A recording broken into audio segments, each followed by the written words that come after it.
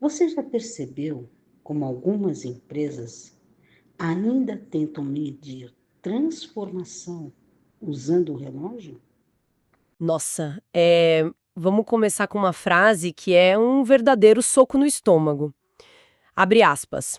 Se uma corporação adquire treinamento cobrado por hora, ela não está investindo em desenvolvimento. Ela está financiando com quantias altíssimas o ócio institucional. Fecha aspas. Nossa, pesada, né? Essa é a premissa brutal da nossa imersão de hoje. Exatamente. O texto é da Madalena Carvalho. Para quem não conhece, ela é uma mentora de executivos com simplesmente 28 anos ali na linha de frente. Sim, lidando diretamente com alto escalão de gigantes tipo a Coca-Cola, a Engie, não é pouca coisa. É, não mesmo. E ela não poupa nenhuma convenção do mercado nesse artigo.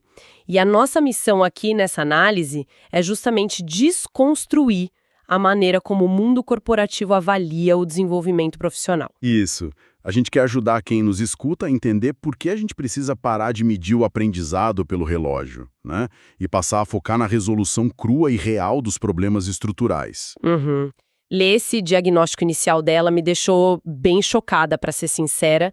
Vamos desempacotar isso, porque a autora aponta o dedo diretamente para a fundação de como a RH e a diretoria valorizam o tempo. O que é fascinante aqui é que isso não é só uma crítica sobre treinamentos corporativos.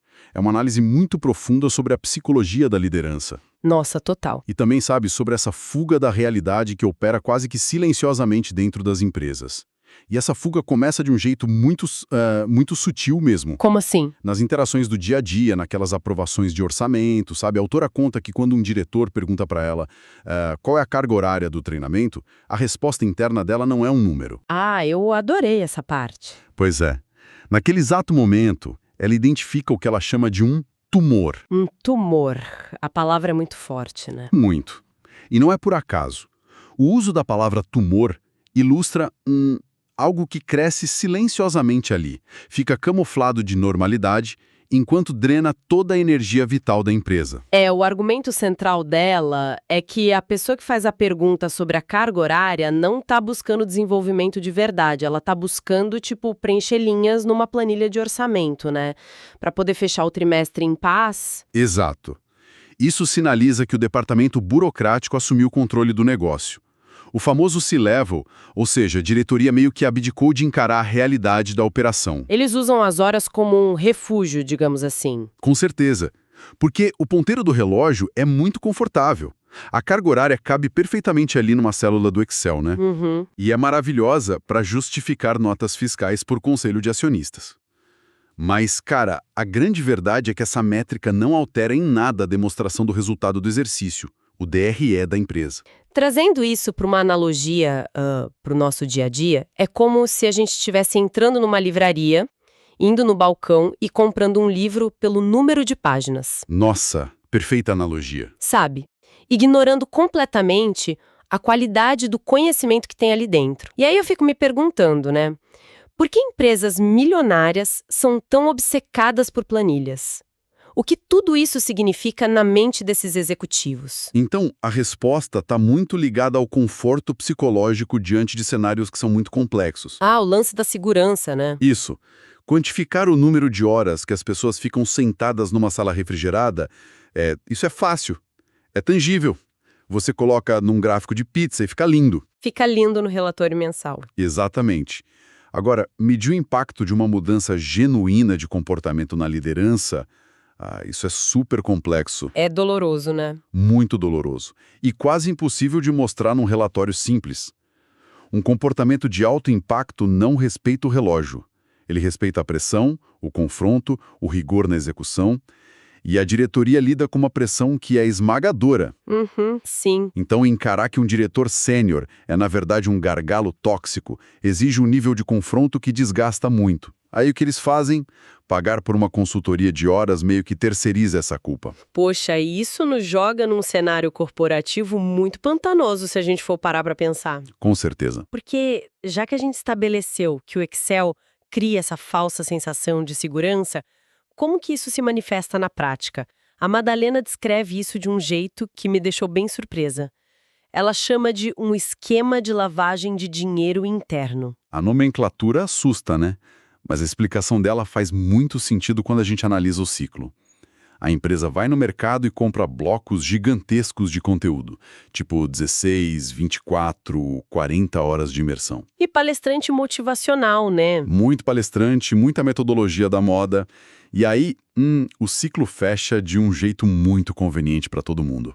O fornecedor dá as horas, o RH entrega os certificados com moldura. O pessoal tira foto pro LinkedIn. Exato, rende postagem para a rede social corporativa e o CEO respira aliviado achando que o problema de liderança foi resolvido. O orçamento foi meio que lavado ali, né? Virou um grande teatro de produtividade. Bom, mas aqui eu vou ter que fazer o papel da cética, tá? E apresentar um contraponto pra gente aprofundar. Manda ver. Mas, peraí, um aprendizado mais complexo não exige, neurologicamente falando, um tempo? Como é que a gente pode descartar a utilidade dessas 40 horas de imersão, assim, de uma vez? Essa é uma dúvida muito comum e levanta uma questão importantíssima sobre o texto. Né? Porque parece que ela está dizendo que as horas não importam nada. Pois é, mas o perigo desse raciocínio é confundir a coisa. A autora em nenhum momento invalida que processos de amadurecimento precisem de um tempo cronológico. Ah, entendi. O ataque dela é focado na métrica de valor. O erro é o foco no conteúdo em vez da transformação real, sabe? A presença em sala de aula nunca foi sinônimo de resultado em campo, na operação de fato. Então, o problema não é levar tempo, é comprar o tempo como se o tempo fosse a solução em si. Horas é só um sintoma dessa doença, digamos assim. Faz todo sentido. Porque expor alguém a um seminário de 40 horas sobre gestão de crises não injeta na pessoa aquela resiliência emocional para não surtar quando o servidor cai numa sexta-feira à noite, né? Nossa, não mesmo. A mente humana, sob pressão de verdade, ela geralmente regrede para os comportamentos mais antigos e instintivos. É por isso que desenvolvimento de alto impacto precisa de confronto e de rigor na execução diária. Uma palestra longa simplesmente não consegue simular um incêndio de verdade no escritório. E aí é que a coisa fica realmente interessante. Porque se os certificados foram entregues e o CEO tá super feliz, o que acontece quando a realidade bate na porta na semana seguinte? Aí vem a ressaca da segunda-feira, né? Clássica segunda-feira. O texto retrata esse cenário de um jeito muito melancólico. Todo mundo volta para o escritório, os diplomas estão na parede, mas absolutamente nada mudou. Nada. A estagnação continua lá intacta. Aquele gerente do meio, sabe? A média gerência, que é quem faz a engrenagem rodar, continua ineficiente. Super microgerenciando tudo. Isso. E tem o lance do atrito geracional também, né? Que ela cita. Aquele executivo antigo que não consegue conversar com um analista que acabou de entrar, travando as operações todas. O treinamento não arranhou nem a superfície disso. Usando outra analogia para o pessoal de casa pegar bem a visão. É igualzinho àquela dieta de quem vai pra academia, passa tipo 3 horas lá, mas fica só no celular, conversando. Nossa, sim, fazendo um treino super leve. E aí sai de lá com a consciência limpa, porque, né, a cota de horas na academia foi batida, e vai comer um combo de fast food logo em seguida. Exatamente isso. O DRE da balança, digamos assim, não vai mudar, e o DRE da empresa também não. O paralelo é perfeito para mostrar como esse auto-engano funciona. E ele é muito cirúrgica ao apontar um agravante sério aí. Quem compra pacote por hora geralmente está comparando o preço no Google, né? Sério, comparando igual commodity mesmo. Sim, procurando quem oferece mais horas pelo menor preço. Isso demonstra uma incompreensão total sobre o que é risco operacional. Nossa, verdade. O custo invisível dessa liderança fraca continua devorando a margem de lucro. Uma falha de comunicação que atrasa um projeto em 2 semanas custa 1000 vezes mais que qualquer treinamento. Focar em economizar centavos por hora é atestar muita incompetência. É focar no band-aid enquanto a empresa está com uma hemorragia interna severa. Mas aí, se comparar preços e medir por horas é inútil, como é que esse fornecedor de desenvolvimento deve ser pago? Como é que o RH justifica isso? Então, para resolver essa equação, a Madalena introduz a metáfora que eu acho que é a mais forte de todo o texto, a do cirurgião. Ah, essa metáfora do bisturi é maravilhosa. É o ponto alto do artigo. A lógica é indiscutível. Você não paga um cirurgião pelo tempo que o bisturi fica aberto lá na mesa de operação. Imagina, doutor, você operou muito rápido, eu quero um desconto. Exato. Ninguém argumenta isso no centro cirúrgico. Você remunera o médico pela lesão que ele extirpa e pelo fato de que o paciente vai voltar a ter uma vida normal. E o valor está na solução do problema, não no cronômetro. E ela é muito categórica ao afirmar que, muitas vezes, ela consegue quebrar essa inércia de um diretor em 45 minutos através do que ela chama de intervenção dura. Sim, 45 minutos. E isso destrói o modelo de horas completamente. E se o bloqueio pode ser quebrado em menos de 1 hora de choque de realidade, não tem motivo nenhum para arrastar isso por 4 dias no hotel fazenda com um monte de dinâmica divertida, só para RH se sentir confortável com o gasto, sabe? É que a expressão intervenção dura revela o que realmente cura essa doença corporativa. Explica um pouco mais sobre essa psicologia da intervenção. Como é que isso funciona na cabeça do executivo? Vamos lá. Um alto executivo carrega anos de bônus, promoções. Ele tem uma armadura psicológica muito forte, certo? Um ego bem consolidado, digamos assim. Exatamente. Se você coloca esse cara num retiro em grupo, ele domina o palco. Ele usa o carisma dele para dominar as dinâmicas lúdicas e volta para casa sem ter enfrentado os próprios demônios da gestão dele. Ele surfa na dinâmica, né? Total. Agora, a intervenção dura é diferente. 45 minutos, porta fechada. O mentor não dá rota de fuga para esse líder. Nossa, confronto direto. Sim, ele retira todas as desculpas lógicas que o executivo usa para culpar a equipe pela ineficiência. Isso gera um atrito psicológico gigante e exige muita coragem de quem conduz. É uma dinâmica fascinante e ao mesmo tempo, revela muito sobre por que o RH foge disso.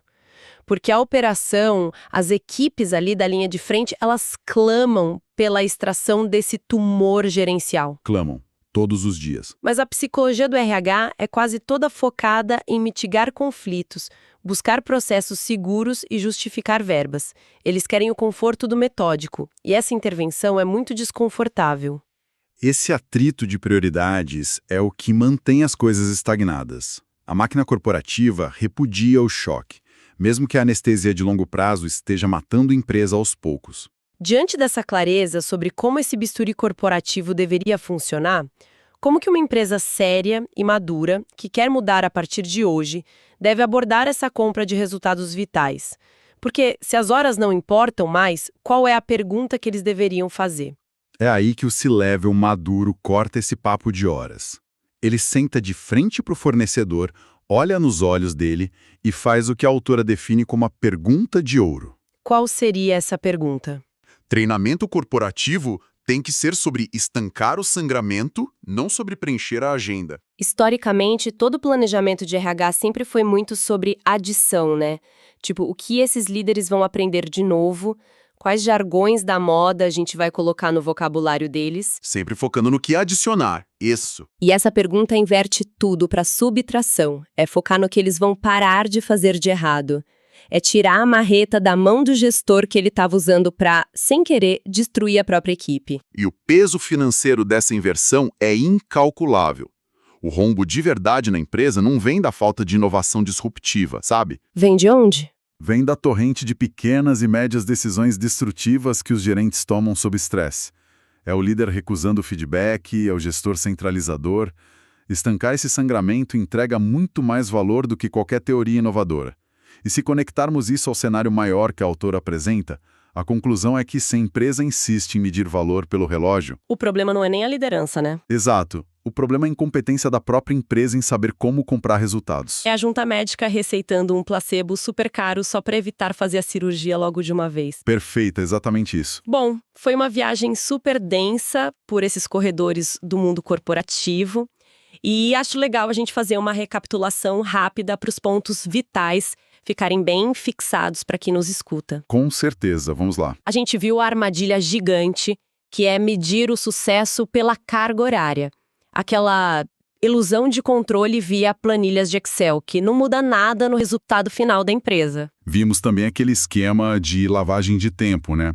Com agendas cheias que não geram nenhum comportamento de alto impacto. E a diferença gritante entre a mentalidade de preencher relatórios e a mentalidade do cirurgião corporativo. Que faz aquela intervenção dura e precisa. E para você que, quer dizer, para quem está acompanhando a gente agora, independentemente de você ser um CEO, alguém do RH ou só um profissional buscando melhorar na carreira, a mensagem principal é parar de contar as horas. Parar de focar no tempo gasto em reuniões e cursos, né? Isso. Comece a medir quais sangramentos você está efetivamente estancando na sua vida profissional. Isso muda completamente o jogo. E isso nos leva a uma reflexão bem desconfortável, puxando para o nosso próprio dia a dia. E lá vem, qual é a reflexão? Se a gente aplicar essa mesma lógica de lavagem de tempo na nossa rotina pessoal. Ai, já tá doendo. Pois é. Quantas horas da nossa própria semana a gente não passa realizando tarefinhas que ficam lindas na agenda só para disfarçar a nossa inércia? Nossa, pra adiar aquela decisão difícil, né? Exato. Adiar aquela única decisão dura de 45 minutos que de fato mudaria completamente o nosso resultado pessoal. O preenchimento da carga horária é um cobertor bem quentinho até para nossa vida pessoal. A gente prefere a segurança do relógio à precisão do bisturi. Fica essa provocação excelente para nossa audiência refletir, um papo muito necessário hoje. Muito obrigada a quem nos acompanhou até aqui, um forte abraço e até a nossa próxima análise profunda. Um abraço, pessoal. Até a próxima. Então, talvez a pergunta nunca tenha sido quantas horas, mas o que em você continua igual depois delas.